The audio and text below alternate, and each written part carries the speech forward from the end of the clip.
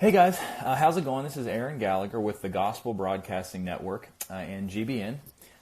We are here in the Memphis area of South Haven, Mississippi with the Churches of Christ, and this is I believe, the fourth lesson on our study of Daniel. I get a lot of questions about the book of Daniel, what it means, what some of the prophecies are, those types of things. And so we've been going through the book of Daniel. We have 3 lessons that we've done previously. Each of those lessons is on our YouTube, so send us a message if you'd like to get a link to that YouTube. But we're studying the book of Daniel. The book of Daniel to the Old Testament is very similar to what the book of Revelation is to the New Testament. The book of Daniel is a prophetic book written under the time the people were in Babylonian captivity, all right? Just like in the New Testament, John, who is similar to Daniel, sees a vision that God gives him. And in the book of Revelation, it's written about the Romans and how the Romans, the captivity, not literally a captivity, but Rome is ruling and it persecutes them. And so you have these apocalyptic visions, visions given to Daniel under Babylonian rule and visions given to John in the book of Revelation under this Roman kingdom. So we've done 3 lessons. In the first lesson, stumbled upon this, I'm so happy. That's great. We love the book of Daniel. It's one of my favorites. So in the very first lesson, we talked about Daniel chapter 1 and how the people ended up coming from Judah, the southern kingdom, after the division in 1 Kings 12, and how they ended up in Babylon, and how Daniel, Hananiah, Mishael, and Azariah raised to positions of prominence. You may know Hananiah, Mishael, and Azariah as by their Babylonian slave names, Shadrach, Meshach, and Abednego. Then we talked about Nebuchadnezzar's dream in chapter 2. Chapter 2, the dream, really gives a good background for what the whole book is about, because it talks about this image with 4 kingdoms. The head is Babylon, and then we learn a little bit about world history. What came after Babylon was the nation of Persia, Medo-Persia, then Greece, and then the 4th kingdom, which would be the days that the everlasting kingdom would be set up. Well, we know from the New Testament that in world history that's Rome, okay? So we learn about the 4 kingdoms who are going to be your 4 discussed throughout the rest of the book of Daniel. Babylon, Medo-Persia, Greece with Alexander the Great, and Rome. Okay. Then you move into Daniel chapter 3, and we talked about this Shadrach, Meshach, and Abednego, the 3 men cast into the fiery furnace. That's what we talked about in the first lesson. I believe we covered chapters 1 through 3. Then we covered chapter 4, which was Nebuchadnezzar's second dream. I think we started that at the beginning of video lesson number 2. We talked about Nebuchadnezzar's dream, where Nebuchadnezzar is compared to this giant tree, okay? And because he was arrogant, the tree was chopped off, and that Nebuchadnezzar was given the heart of a beast until he praised God, and then his kingdom was restored to him. So in the second lesson, we covered chapter 4.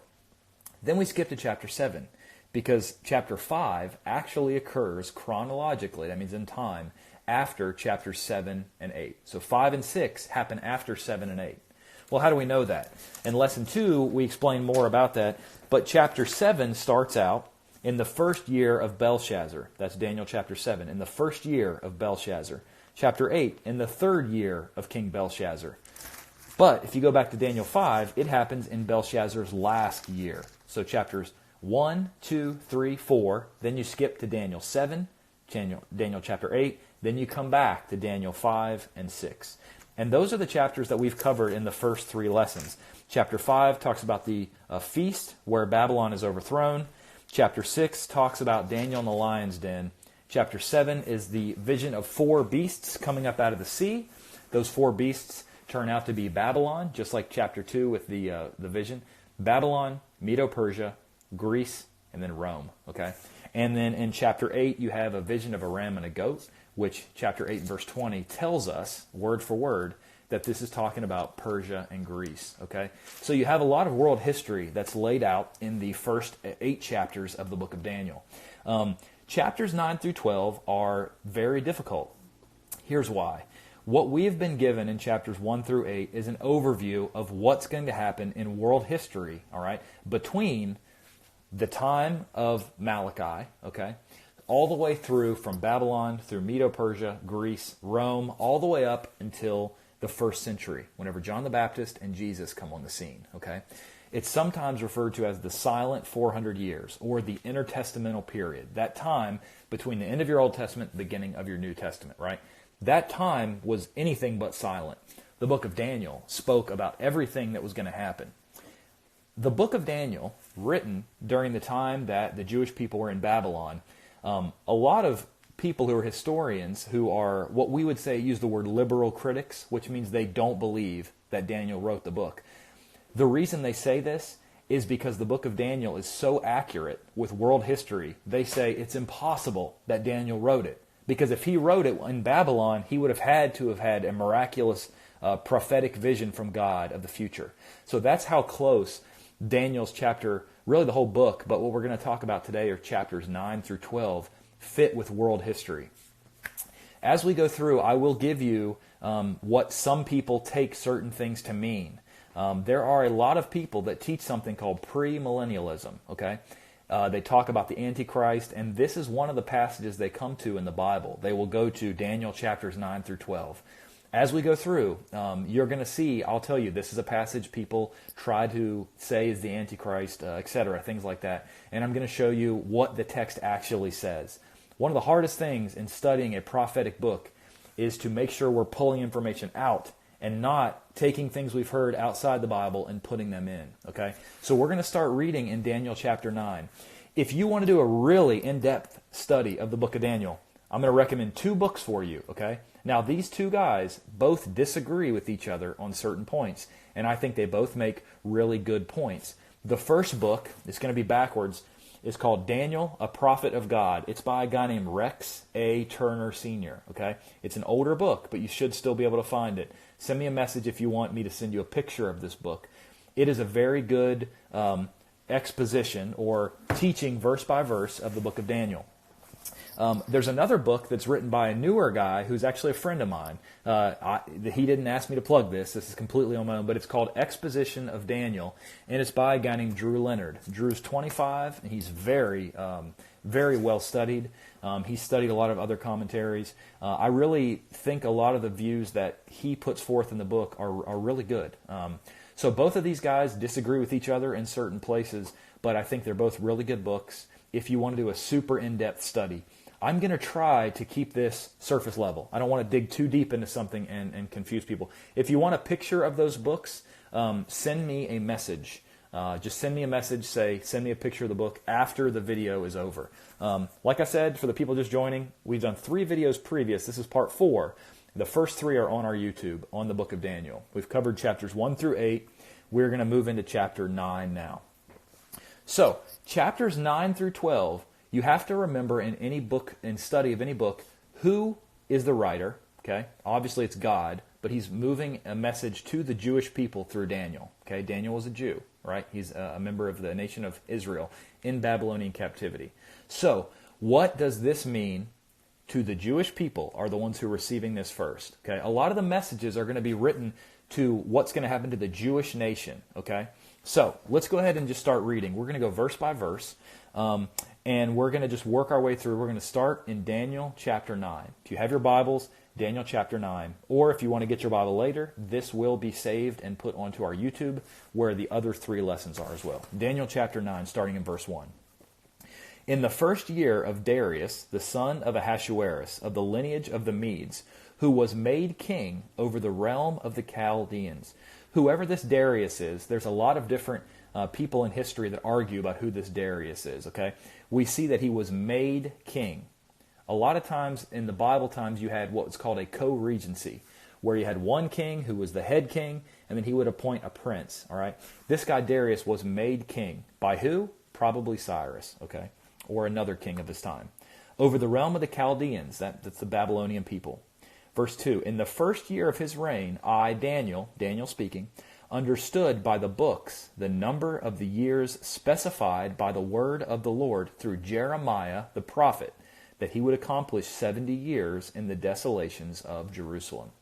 Daniel is saying, here's what he's saying. He's saying, look, Jeremiah, a prophet who lived before Daniel, the book of Jeremiah in your Bible, in Jeremiah chapters 25, verses 11 and 12, he said that the people of Israel would go to Babylon and be in captivity for 70 years. Why 70 years? Well, there's a couple different reasons given in the Bible. In the book of 2 Chronicles chapter 36, it actually talks about the people had disobeyed one of God's command, which was every 7 years they were supposed to leave. They had land Sabbath. Sabbath means rest, okay? The seventh day, under the law of Moses, not under Christianity, the seventh day was the Sabbath, and the people were supposed to rest. Well, similar to how the people had it every week, you had something with the land every 7 years. You were supposed to let the land rest, called the land Sabbath. And those people had disobeyed that. 2 Chronicles 36 talks about that. So what that means is that those people were going to be going to Babylon for 70 years. Okay, so that's what Jeremiah wrote. And Daniel says, hey, I remember that passage in Jeremiah, and now he's seeing that they're approaching the end of the 70th year. And so Daniel is saying, hey, look, I know in Jeremiah it said 70 years we're going to be in captivity, then we're going to come out. And I'm recognizing we're getting close to that time frame of 70 years. So what does Daniel do? He prays to God. Okay, verse 3. Then I set my face toward the Lord God to make requests by prayer and supplications, with fasting, sackcloth, and ashes. Daniel's praying to God. And I prayed to the Lord my God and made confession, and said, O Lord, great and awesome God, who keeps his covenant and mercy with those who love him, and with those who keep his commandments. We have sinned and committed iniquity. We have done wickedly and rebelled, even by departing from your precepts and your judgments. Daniel is acknowledging that we had a choice, okay? We weren't predestined to always disobey you. We had a choice. And what Daniel says is that the Jewish people, they chose to not follow God, and they were punished because of it, okay?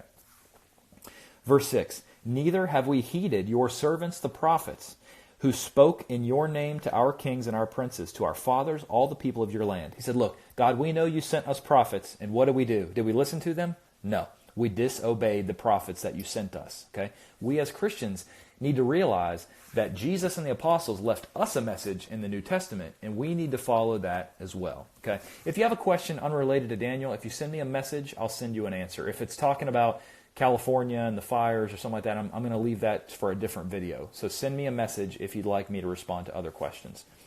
Okay, verse 7.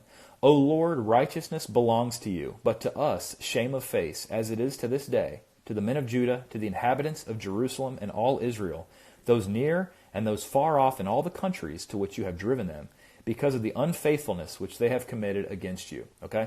So he's saying, look, we know that we deserve this punishment, but I'm repenting, I'm praying for our nation. Please let us go back to Jerusalem. Verse 8, O Lord, to us belongs shamefaced, our kings, our princes, our fathers, because we sinned against you. To the Lord our God belongs mercy and forgiveness, though we have rebelled against him. We have not obeyed the voice of our God, to walk in his laws, which he set before us by his servants the prophets. Yes, all Israel has transgressed your law, and has departed so as not to obey your voice. Therefore the curse and the oath written in the law of Moses, the servant of God, has been poured out on us because we have sinned against him. In the book of Deuteronomy, chapters 28 through 30, we see blessings and cursings, where God says, you guys have free will. There's a lot of people that teach you don't have free will. That's not right. In Deuteronomy 28, you have through there, around that area of Deuteronomy, you have blessings and cursings, which what it says is, look, you obey God, good, these things are going to happen. You disobey God, these things are going to happen. One of the things in Deuteronomy 28 says that if you disobey, that you will be going to captivity. Okay? There's a lot of parallels between Deuteronomy 28 and the book of Lamentations. Okay? The book of Lamentations, in the Septuagint, it was called Tears of Jeremiah. It was Jeremiah looking at the destroyed city of Jerusalem when Babylon destroyed it, and he was weeping over it. Okay? After Babylon destroyed Jerusalem, they took them into captivity, which is where they are in the book of Daniel. So Daniel's saying, look, we know that we disobeyed you, and what you said would happen, happened. And now we've been in Babylonian captivity. Please, we're repenting, we're praying to you. Please remove our sins, and let us go back to Jerusalem. Verse 13 of Daniel chapter 9. As it is written in the law of Moses, all this disaster has come upon us. Yet we have not made our prayer before the Lord our God, that we might turn from our iniquities and understand your truth. Therefore the Lord has kept the disaster in mind and brought it upon us. For the Lord God is righteous in all the works which he does, though we have not obeyed his voice.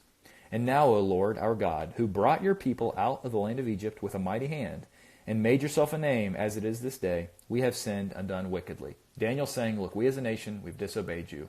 Please forgive us. Verse 16 of Daniel chapter 9.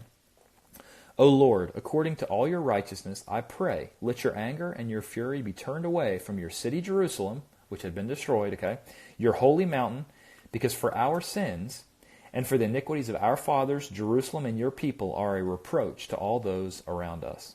Now therefore, God, hear the prayer of your servant and his supplications, and for the Lord's sake cause your face to shine on your sanctuary, which is desolate. Daniel's talking about the temple in Jerusalem, which has been destroyed for about 70 years now, and he's saying, please have mercy, let us go rebuild the temple. Verse 18, O my God, incline your ear and hear, open your eyes and see our desolations, the city which is called by your name, that's Jerusalem. For we do not present our supplications before you because of our righteous deeds, but because of your great mercies. Daniel's saying, look, we have disobeyed you. We are not good people, but we're trying to get you to let us go back. Please, because you're good, not because we're good, but because of your mercy, please let us go rebuild Jerusalem. Verse 19, O Lord, hear. O Lord, forgive. O Lord, listen and act. Do not delay for your own sake, my God, for your city and your people are called by your name. Now, Daniel chapter 9 and verse 20 starts what people call the prophecy of 70 weeks. All right, the 70 weeks prophecy. This prophecy, I think, is really, if you just read what the Bible says, really easy to understand. Okay, I think that there's a lot of people who have used this prophecy to fit their agendas and put things into it that the Bible does not teach, right? Let's stay in context. Daniel chapter 9, verses 1 through 19, Daniel says to God, take us out of Babylonian captivity. Let us go back to Jerusalem, okay? This is God's response. God answers that prayer and says, Daniel, I'm going to give you an insight into this, okay? So Daniel chapter 9 and verse 20.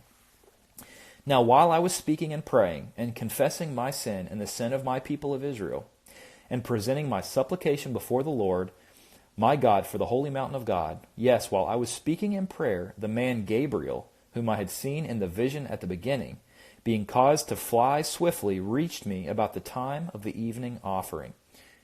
In Israel, they had a morning offering and an evening offering. So he's saying about the time in the evening where the law of Moses would have the evening sacrifice, this angel Gabriel flies to Daniel. We talked about this when we covered chapter 8. The angel Gabriel is an archangel, okay? That's pretty powerful. He comes to Daniel twice, right? We only see him in the rest of the Bible, correct me if I'm wrong, if you have another place. We see him one other time. He comes to Zechariah, the father of John the Baptist, to tell him about John the Baptist coming to prepare the way for Christ. And Gabriel goes to Mary in Luke chapter 1 to talk about the birth of Jesus, all right? Gabriel appears, I think, 4 times, okay? Twice to Daniel, once to John the Baptist's father, once to Jesus' mother, okay? Daniel's a pretty special guy. So while he's praying, God sends Gabriel, the archangel, to Daniel. And this is what he says. Verse 22, and he, Gabriel, informed me, Daniel, Gabriel talking to Daniel, and talked with me and said, O Daniel, I have now come forth to give you skills to understand. At the beginning of your supplications, the command went out, and I have come to tell you, for you are greatly beloved. Therefore consider the matter and understand the vision. So summary of chapter 9. Daniel sees from the book of Jeremiah that 70 years of captivity is coming to an end. He prays to God, please forgive us. Let us go back and rebuild Jerusalem. Okay? Now, what happens here is Daniel prays and God sends Gabriel, the archangel, to go give this message to Daniel. So Daniel is about to be given an answer to his prayer about when can we go back to Jerusalem and rebuild the temple and offer sacrifices and become God's people again. Okay? The next 4 verses, verses 24 through 27, are some of, I believe, the most misunderstood, misapplied verses in the entire Bible. Okay? These next 3 verses are going to give us some facts about the future of the Jewish nation. Daniel's a Jew. He's asking God, what is the future of the Jewish nation in Babylon? Okay? Let's make sure not to pull this out of context and push it 2,500 years into the future to talk about us today. Okay? We're going to read it, and let's pull out of the text. Okay? Let's exegete, pull out, not eisegete, put in what we want to say. Let's just pull out what the text says. Okay? So, we're going to start reading in verse 24. Okay? 70 weeks are determined. In the actual Hebrew, it says 77s, okay? What are these 77s, okay? Most people agree that it's 70 periods of 7, okay? I'm going to give you actually, let's do this. I'll give you 4 views that people hold on this. 2 of them I think are completely wrong, even though they're really popular. And 2 of them I think are held by men I think do a very good job of looking at the text. There's one view that says this is figurative leading up to the time of Antiochus Epiphanes, okay? Antiochus Epiphanes is talked about in the book of Daniel, but I don't believe that's an accurate view here because, for instance, when we get a little bit further, it says that basically the Jewish people, all right, the temple in Jerusalem is going to be completely destroyed, right? Antiochus Epiphanes didn't do that, okay? He did cause some problems, but they purified it, Purim, which is Hanukkah. I don't think that is the proper view of these 3 verses, the 70 weeks prophecy. There's also the one about the premillennialism and Antichrist and all these things. That doesn't fit either, okay? You can send me a message. You can disagree with me. That's fine. But I'm going to explain to you why I think there's 2 positions that actually hold some weight. One is that it's talking about the time from coming out of Babylon to the time of Christ, right? And coming out of Babylon to the time of Christ and the destruction of the temple in AD 70, which is when Judaism is taken out of the way, all right? Those are the 2 that I think make sense. So let's go ahead and read this. Daniel chapter 9, verse 24. 70 weeks are determined for your people. Who are your people? The Jews, okay? The Jewish people. And your holy city. What is the holy city of the Jews? Jerusalem. So 70 sevens, that word weeks is actually sevens. So 70 sevens, okay, that's 490, all right? Is it 490 years literally? One position says yes, it's 490 literal years. Another position, both of those I think are good positions. For instance, this Rex Turner and a lot of writers that I really highly respect say it is a literal 490 years. Drew Leonard, both these are just guys, but Drew and a lot of other men I really highly respect teach that it is a period of about 490 years, okay? I think, honestly, right now, I probably lean a little bit more towards a period of about, like a general period of 490 years, not literally specific, and I'll show you why. But I have teeter-tottered back and forth between literal 490 or around 490, okay? Either way, it's not 2,000 years. I know that, okay? So let's keep reading. Verse 24, 70 weeks, 70 sevens, 490 years estimated for your people, the Jewish people, and their holy city, Jerusalem. 490 years for Jerusalem and the Jews to finish the transgression, okay? To make an end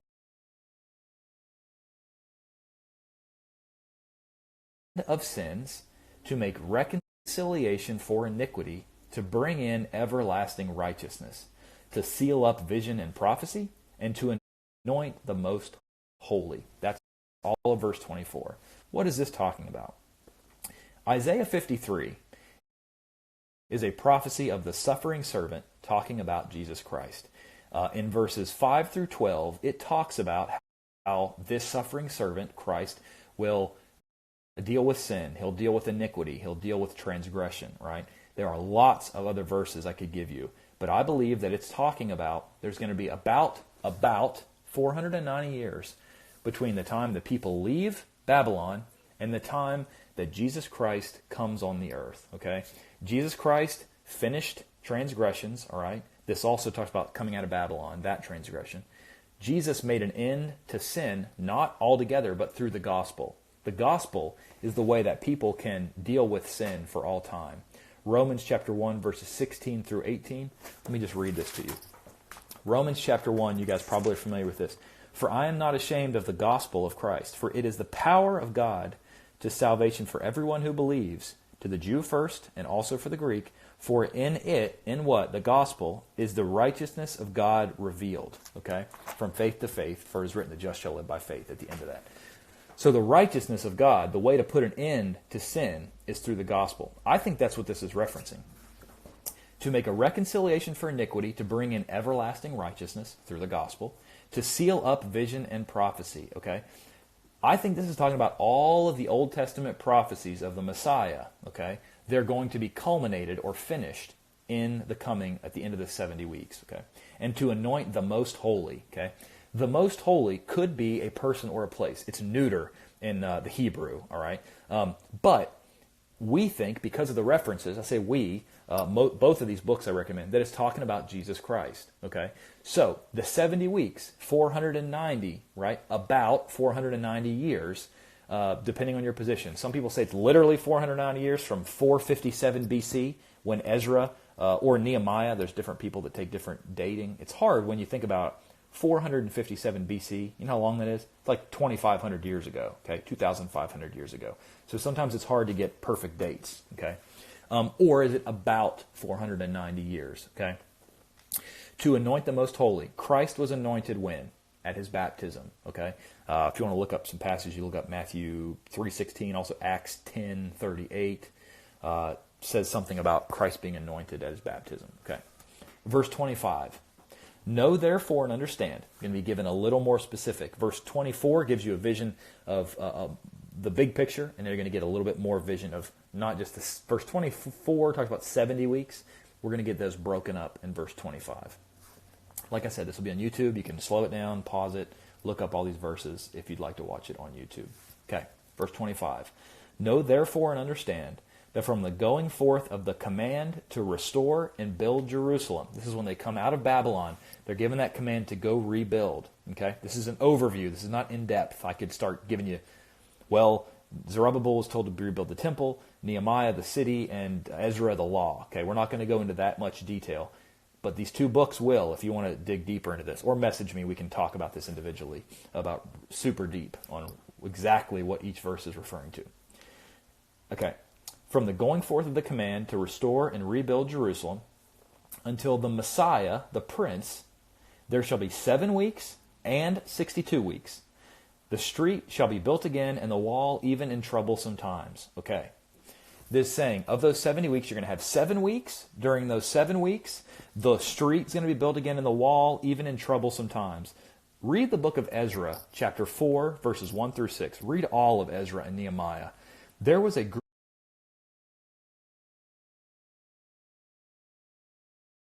group of people, Sanballat and others, who really gave them a lot of problems to try to keep them from rebuilding. Okay, that is what the troublesome times is talking about. When they're trying to rebuild the temple and the wall and the city, and these people are trying to keep them from doing that. Okay, that is the first 7 weeks. Okay, some people will say, was it literally 49 years? I'm not going to dive into the details of that. There are some writings that seem to say it was 46 years, some 49. Some say it was done much quicker than that.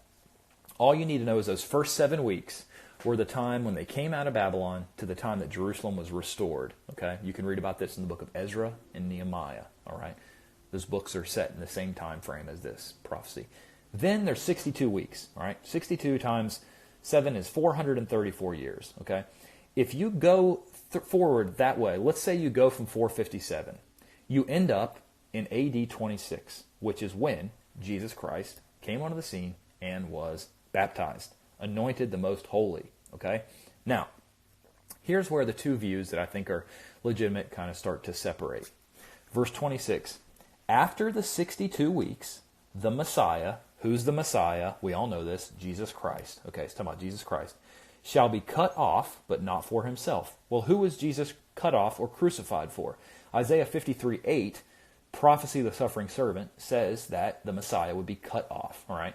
Isaiah 53:8, he was cut off. This verse, Daniel 9:26, not for himself. He was sinless. Who was he killed for? For us, okay? For all the people who've committed sins. And the people of the prince who is to come. The prince. Okay, who is this prince? Let's keep reading. Obviously, it's not Jesus. This is after Jesus has been cut off. Jesus dies, and then another prince comes. Who is this prince? Let's keep reading.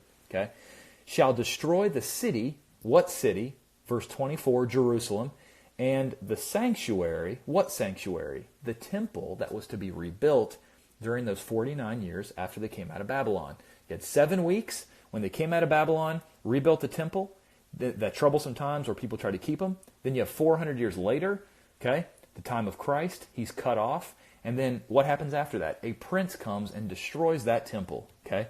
That's talking about in AD 70. That prince is a man named Titus. Titus became the Roman emperor later, but he was sent by Vespasian to destroy AD 70, okay? Destroy the temple in Jerusalem, okay? shall destroy the city, Jerusalem, and the sanctuary, the temple. This is what Jesus talked about in Matthew 24. The end of it shall be with a flood. Until the end of the war, desolations are determined. Okay? Now, here's where the two views split. One view, verse 27, says, oh, we're going back to talk about Jesus. Okay? They would read this. We're going to read verse 27. I'm going to give you two different interpretations, okay, that I think people that I really respect and think are very intelligent hold both of these.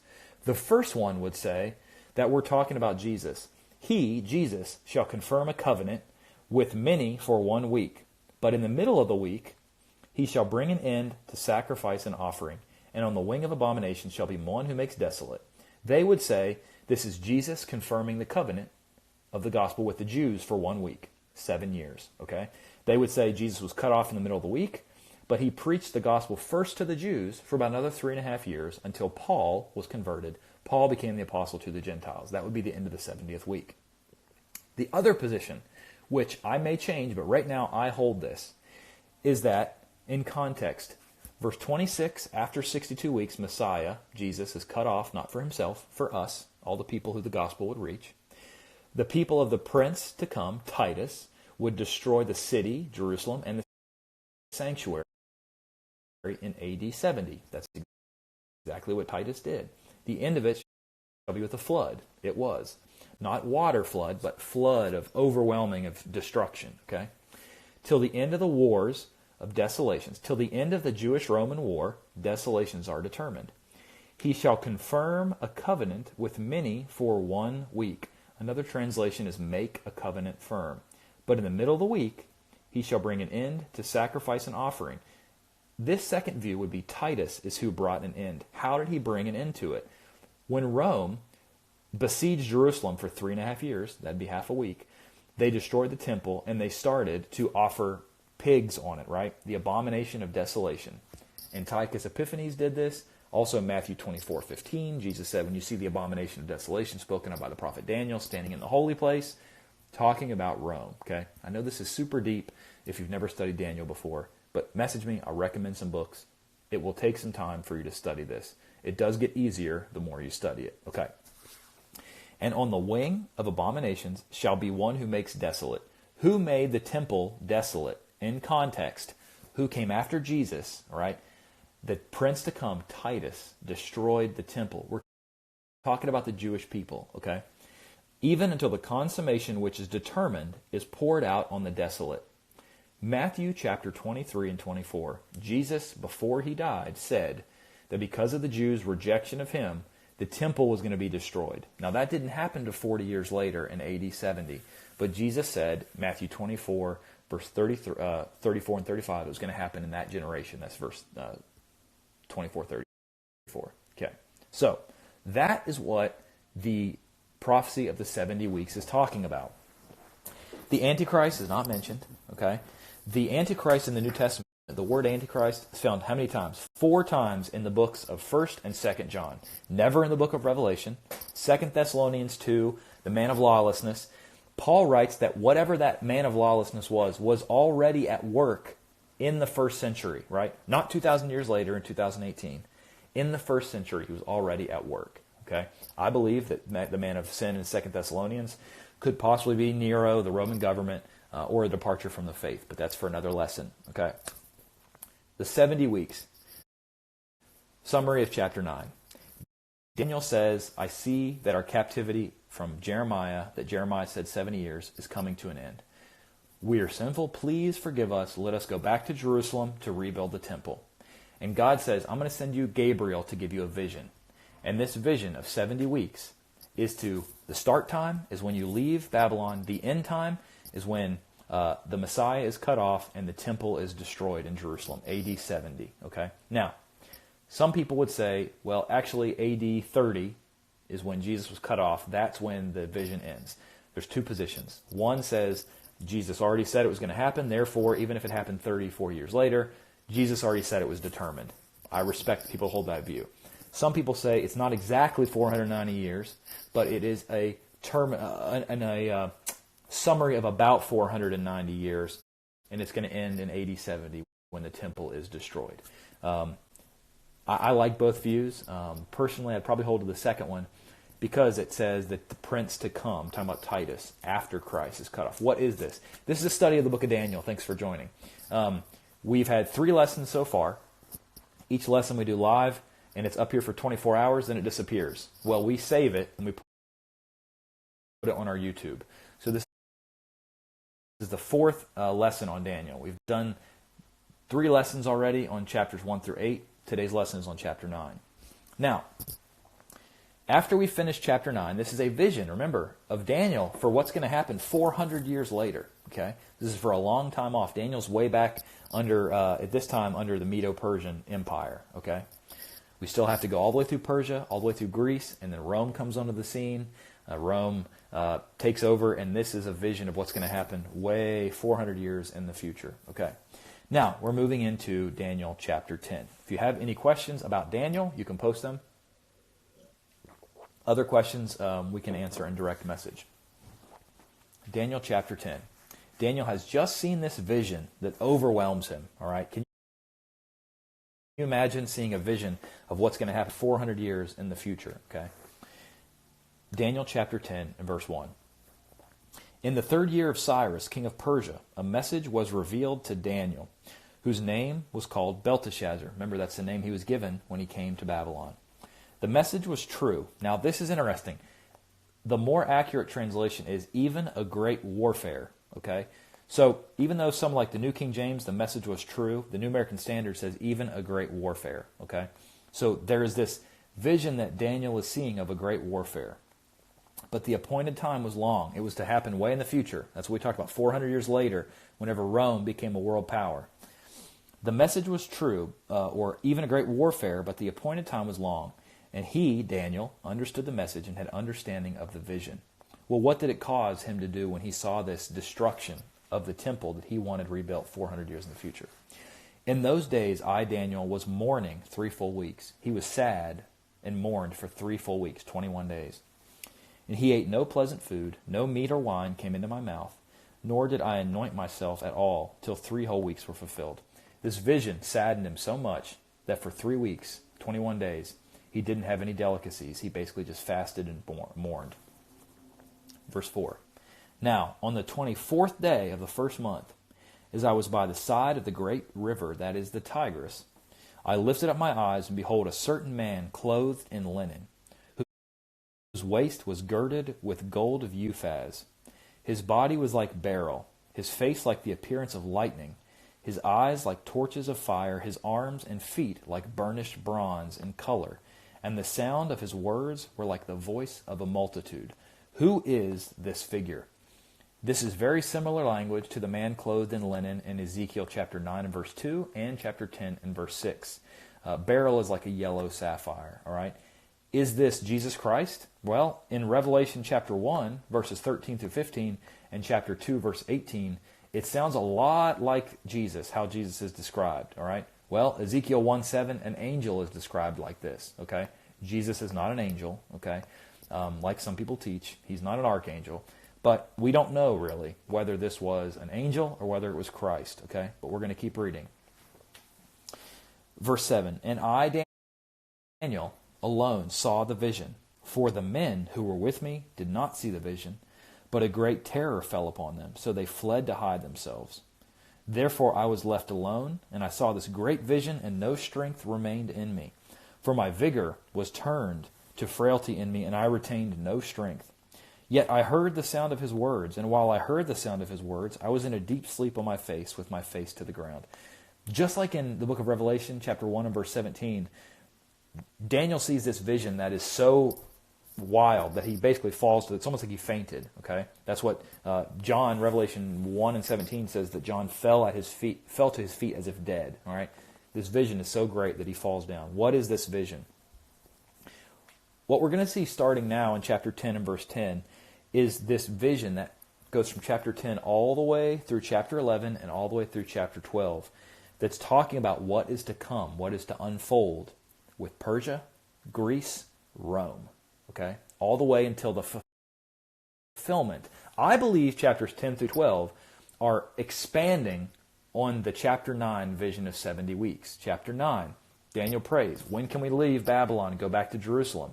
And God says, you're going to go back to Jerusalem from the time of the command all the way until AD 70 when the temple is completely destroyed. And then all people, of course, if the cross, Jesus took Judaism out of the way. We are in the book of Daniel. We're in Daniel chapter 10 and verse 10. All of the other previous lessons are on our YouTube. Send us a link. Okay, so chapters 10 through 12 are giving a more detailed look at what we just saw in chapter 9. Okay, you're welcome. Thanks for watching the videos. So, Daniel chapter 10 and verse 10. Suddenly a hand touched me, which made me tremble on my knees and on the palms of my hands. And he said to me, O Daniel, man greatly beloved, understand the words that I speak to you, and stand upright, for I have now been sent to you. While he was speaking this word to me, I stood trembling. Daniel is a man greatly loved by God. How do we know that? Well, we just talked about in chapters 8 and in chapters 9, Daniel has sent the angel twice. What angel? An archangel, Gabriel. Okay? Of the 4 times we see Gabriel in the Bible, 2 of them are to Daniel. One's to Jesus' mom and one's to John the Baptist's dad. It's pretty impressive that Daniel's given this sort of reception. He was a man greatly beloved by God. Verse 12. Then this angelic being that was sent to Daniel, he said to me, do not fear, Daniel, for from the first day you set your heart to understand and humble yourself before God, your words were heard, and I have come because of your words. But the prince of the kingdom of Persia withstood me 21 days, and behold, Michael, one of the chief princes, came to help me, for I had been left alone there with the king of Persia. Now I have come to make you understand what will happen to your people, the Jewish people, in the latter days, for the vision refers to many days yet to come. Well, what vision? The vision in chapter 9 of 70 weeks. He's going to say, look, I'm going to give you some more details of this vision that we just talked about in Daniel chapter 9. There's a really interesting passage here, okay? Let's see. I kept this word in my heart. Is there any significance to this verse? It is at the last of the chapter of the vision of Daniel. Sorry, I don't remember exactly. Michael, I don't know exactly what you're referring to. I think I know what you're talking about. We're going to get there. If you're talking about, I think maybe 12, chapter 12. We'll get there. If you can find the verse, you can message it. If we've already covered it, it will be in one of the other lessons, okay? But basically what happens is, there's something really interesting, and Deuteronomy 29:29 says there are some secret things that God doesn't tell us about, okay? I do believe that there are things going on that God chose not to tell us about. Why? Because He's God, and He knows that there are certain things He shouldn't tell us about, because as humans, we'd probably spend way too much time thinking about those things instead of what God gave us in the Word. But there's something interesting. Verse 13, the prince of the kingdom of Persia withstood me. Who's he withstanding? Who's speaking? Well, what you have basically is you have an archangel here speaking, okay? This is Gabriel. And Gabriel says, but the prince of the kingdom of Persia withstood me 21 days, all right? Can a human withstand an angel? I don't think so. I think this is talking about, and this is what Rex Turner in his book talks about, it is possible that God uses angels in providence of rising and falling of nations, okay? But the prince of the kingdom of Persia, I think this is possibly, I'm going to say possibly, okay, I could be wrong, referring to an evil angel that is over, or at least working in the realm of providence over nations. Why do I say that? Because it says, the prince of the kingdom of Persia withstood Gabriel 21 days. And behold, Michael, Gabriel and Michael are the only 2 archangels we read about in the Bible. Michael, one of the chief princes, okay, if Michael, an archangel, is a chief prince, what do you think a prince is? Not a chief prince, archangel, right? But a prince is probably an angel. Came to help me. Michael came to help Gabriel against another angel that was over Persia, okay? For I had been left alone there with the kings of Persia, all right? I think this is Gabriel saying, I was fighting against, in the spiritual world, we don't know details, don't go off on tangents and get too excited about something the Bible doesn't give us information about. But that Michael helped Gabriel in withstanding this, okay? Now verse 14, I've come to make you understand what will happen to your people, the Jews, in the latter days. For the vision refers to many days yet to come, 400 years down the road. Verse 15, now when he had spoken such words to me, we'll talk a little bit more about the angels here in a second, I turned my face towards the ground and was speechless. And suddenly one having the likeness of the sons of men touched my lips. I opened my mouth and spoke, saying to him who stood before me, my Lord, Because of the vision, my sorrows have overwhelmed me, and I have retained no strength. How can the servant of my Lord talk with you, my Lord? As for me, no strength remains in me now, nor is any breath left in me. This vision of chapter 9 and chapter 10 is overwhelming Daniel because of it's talking about what's going to happen to the Jewish people, his people, in the latter days, 400 years from now. Then again, verse 18, the one having the likeness of a man, is probably an angel, touched me and strengthened me. Remember when Jesus was in the wilderness, angels strengthened Jesus. Same thing happening to Daniel here, I believe. And he said, O man, greatly beloved, that's Daniel, fear not. Peace be to you. Be strong. Yes, be strong. So when he spoke to me, I was strengthened and said, let my Lord speak, for you have strengthened me. Verse 20. Then he said, do you know why I have come to you? And now, this is an angel, okay?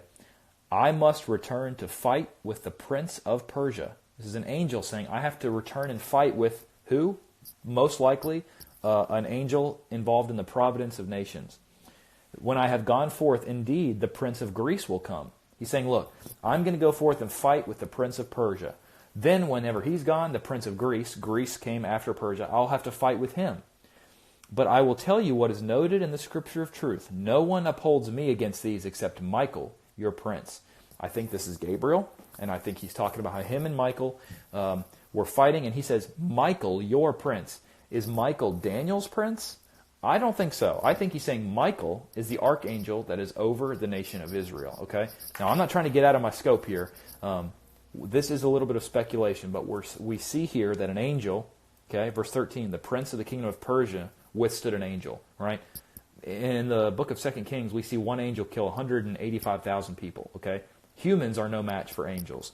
So who is this angel, or who is this prince that withstood an archangel? Most likely an evil angel, okay? We're told in the book of Jude that Satan and his angels were cast out whenever they disobeyed, okay? So connecting a lot of dots. If you want more information on that, get some of these books. There are also people who think this is just a figurative description, just like in Revelation 12, all right, where Michael and his angels fought with Satan and his angels, okay, good versus evil. Either one of those is possible. Okay, so that is the end of chapter 10. We only have an hour on these videos. We're going to move into chapter 11. Let me recommend this for you. Daniel chapter 11 is a parallel prophecy of what exactly happens in the world history, okay, from the time of Persia all the way down through Alexander the Great, through his 4 rulers. When you see the king of the north, it's talking about the Seleucid Empire, okay? When you see king of the south, it's talking about Egypt, Ptolemy, okay? You're going to see Antiochus of Seleucus, Antiochus, different ones. Ptolemy, okay? Ptolemy is the same as saying king, and Antiochus, king. They're different family members. What you're going to see in chapter 11, you're going to see a time frame from basically all the way from, now let's just read it, okay? But if you want detailed, this book by Drew Leonard, great book, Rex Turner also. I like the way Drew does it, where Drew goes through and he talks about this verse says this. He'll give you one verse, and then he'll give you an explanation of the world history that happened with it, okay? This is all talking about stuff that happened between the Old Testament and the beginning of the New Testament. This is not talking about something that happened thousands of years in the future, okay? Get a drink. Okay, I don't know how much time we have. We'll start into 11. Whatever we don't finish in 11, we will do in the next lesson. All these lessons are on our YouTube if you're just hopping in later. Daniel chapter 11, verse 1. Also in the first year of Darius the Mede, I, even I, stood up to confirm and strengthen him.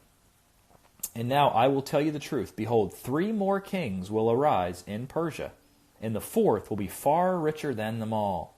By his strength, through his riches, he will stir up all against the realm of Greece.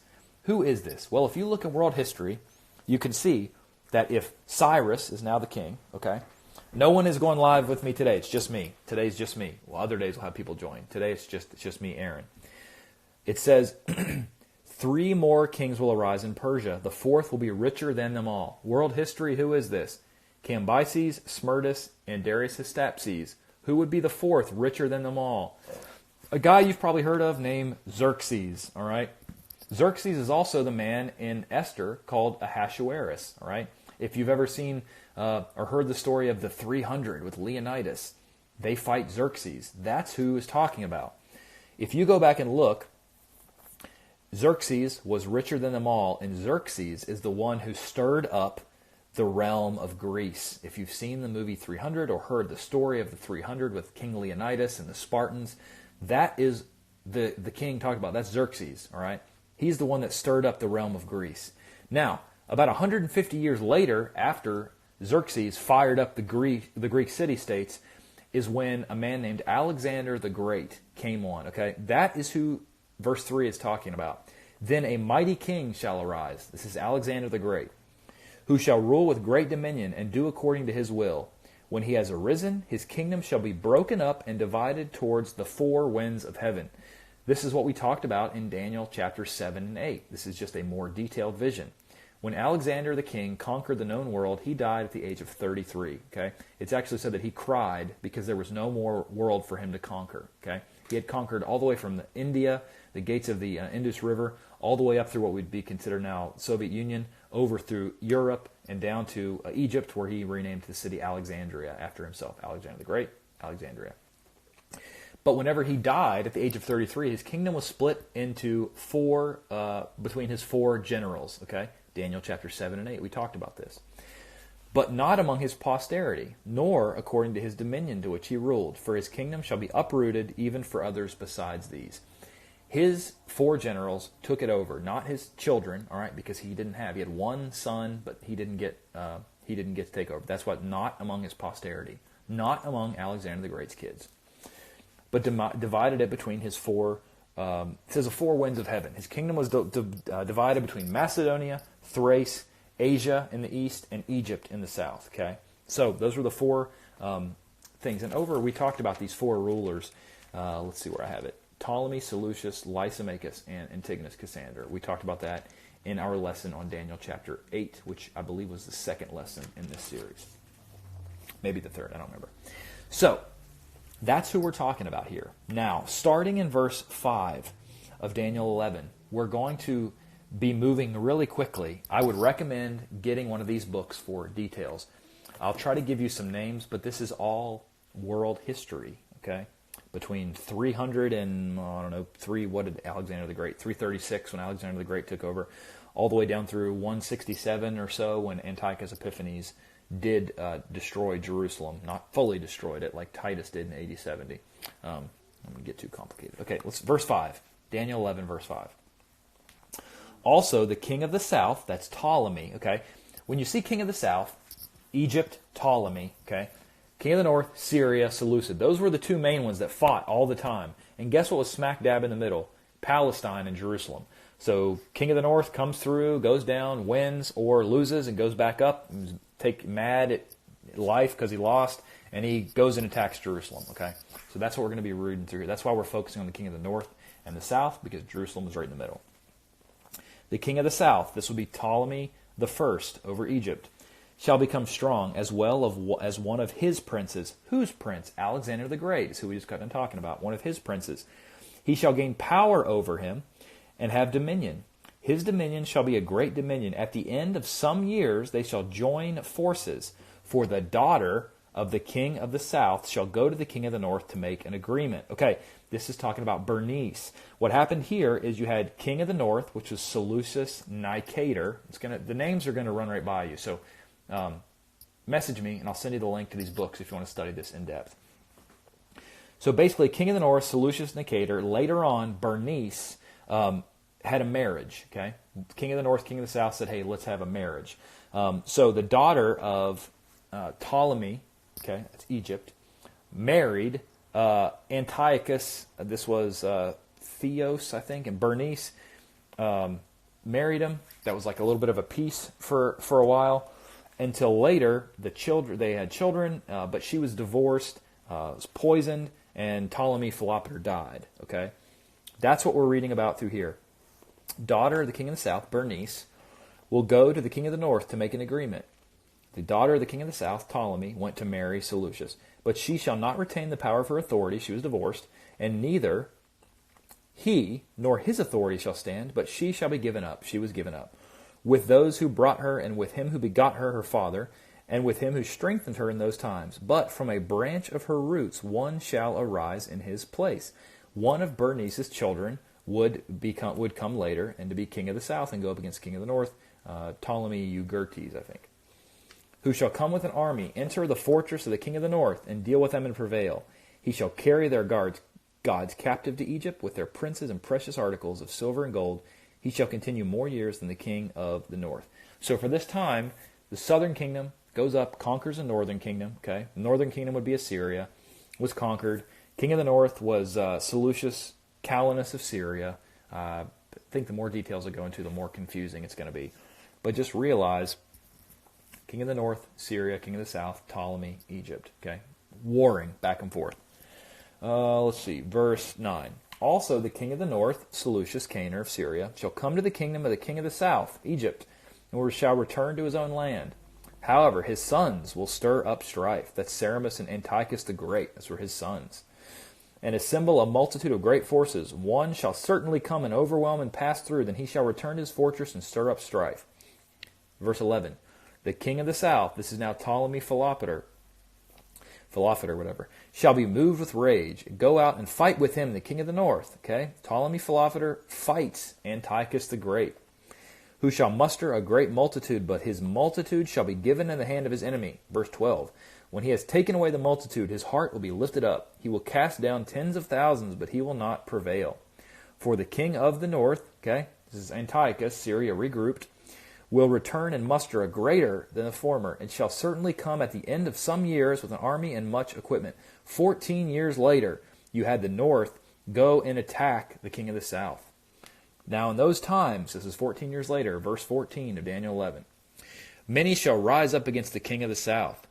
Also, violent men of your people, the Jews, okay, violent Jewish people, shall exalt themselves in fulfillment of the vision, but they shall fall. So the king of the north, Antiochus the Great, shall come and build a siege mound and take a fortified city, and the forces of the south will not withstand him. Even his choice troops shall have no strength to resist. The north is going to defeat the south. This is talking about Syria. Antiochus the Great defeating Ptolemy of Egypt.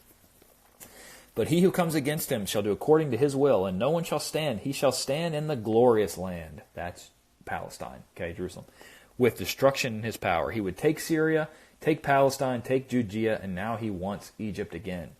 Verse 17. He, okay, who are we talking about? We're talking about Antiochus the Great. Shall set his face to enter with the strength of his whole kingdom, and upright ones with him, thus he shall do. And he shall give him the daughter of women to destroy it. But she shall not stand with him or be for him, okay? He says, now I want Egypt, so take my daughter, Cleopatra, not the Cleopatra, Queen of the Nile, Mark Antony, that's later. But he wants another daughter, Cleopatra, and says, marry Ptolemy Epiphanes. So Antiochus says, hey, I'm going to give you my daughter, we're going to make this bond, I'll be able to take Egypt, okay? But it won't stand with him or before him. After this, he shall turn his face to the coastlands. This is when Antiochus the Great turned his face towards the coastland. He took islands of Asia Minor, like Rhodes, Colophon, Rhodia. Jerome actually wrote about all this. And he basically is then subdued by the Romans, which we're going to see. After this, he shall turn his face to the coastlands. Antiochus the Great conquers all those islands in Asia Minor, and shall take many. But a ruler shall bring the reproach against them to an end, and with the reproach removed. Who is this ruler? This is Rome. Rome, during their rise to power, would start to defeat all these people like Antiochus the Great and some of his children. We got 1:45 left. This is going to be difficult. Okay, we'll finish. Okay, the end of verse 18. He shall turn back on him. Then he shall turn his face towards the fortress of his own land, but he shall stumble and fall and not be found. You had Antiochus, okay, upon the death of Antiochus III, you have a Seleucus the fourth Philopater, okay? Get a book. I'll give you these two. Daniel, a Prophet of God, Rex Turner Sr., Exposition of Daniel, Drew Leonard. This one is really great. Drew Leonard, Exposition of Daniel, for a verse-by-verse explanation of each one of these. Whenever Seleucus Philopater died, the father owed a lot of debt to Rome. There's a man named Heliodorus. He basically tried to collect taxes He basically knew Jerusalem had lots of money. He went there, and he was then poisoned. All these things happened until a vile person named Antiochus Epiphanes arose. Okay, that's what we're going to pick up next time, is in Daniel chapter 11 and verse 20. There shall arise one in his place who imposes taxes, that is Heliodorus, on the glorious kingdom, on Jerusalem. But within a few days he'll be destroyed, not in anger or in battle. He was poisoned. And in his place shall arise a vile person. That's Antiochus Epiphanes. We will pick up in verse 21 next time. I'm going to make a little circle in my Bible. If you want the link, message me, and we'll send you where the other 3 lessons. This will be the 4th. If you are interested in becoming a New Testament Christian, not a member of a denomination, the plan of salvation the New Testament sets forth: hear, believe, repent, confess, be baptized for the remission of your sins. Send us a message and we'll help you find a church. See you later.